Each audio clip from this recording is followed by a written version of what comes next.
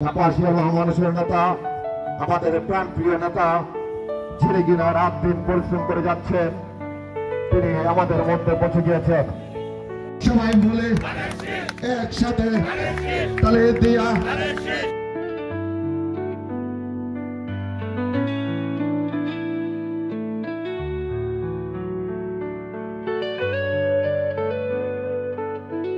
এলাকার মানুষের ভোটটা দেওয়ার সাথে সাথে এলাকার মানুষের জন্য কাজ করছে, তারই তো ভোটটা পাওয়ার অধিকার সবচেয়ে বেশি, এবং তাকেই তো সবচেয়ে বেশি বিশ্বাস করা যায়।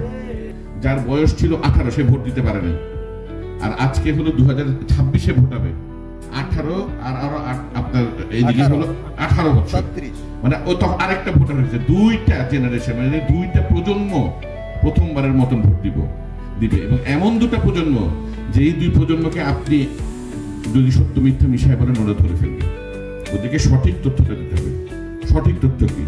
সঠিক তথ্য হলো 17 বছর বিএনপি হলো একমাত্র দল যারা নাকি কোন রকম আপোষ না করে এই যার কাছে আপনি ভোটটা চাইতে যাচ্ছেন সেই ভোটারের ভোটাধিকার যে তার পছন্দের লোকটাকে সে ভোট দিবে, সেই ভোটের অধিকারটা ফিরিয়ে দিয়েছে বিএনপি।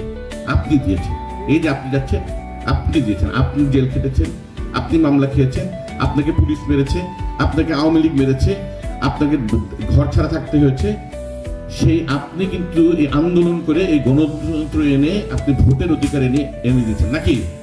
এটা জামাত শিবির এটা করছিল? অন্য কোন দল করছিল? কাজেই ওই ভোট পাওয়ার অধিকার সবচেয়ে বেশি কার? সবচেয়ে বেশি বিলবে। এটা হল প্রথম। ধানের শীষ তো আপনাদের সবার পছন্দ, ধানের শীষ তো মার্কা আপনাদের।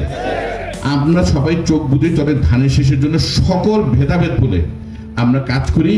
বিএনপি ঐক্যবদ্ধ, বিএনপির মতন শক্তিশালী আওয়ামী লীগ, জামাত, বাংলাদেশের সকল রাজনৈতিক দল যদি একত্রে পারবে না বিএনপির মতন একটা দলকে, খালি আমরা যদি ঐক্যবদ্ধ থাকি। আপনারা সবাই ঐক্যবদ্ধ হয়ে কাজ করলে আমাদের বিজয় সুনিশ্চিত। আমি আমার বক্তব্য শেষ করছি। দেশ নেত্রী বেগম খালেদা জিয়া জিন্দাবাদ, দেশ নায়ক তারেক রহমান জিন্দাবাদ, শহীদ রাষ্ট্রপতি জিয়াউর রহমান অমর হোক। সবাইকে ধন্যবাদ। আসসালামু আলাইকুম।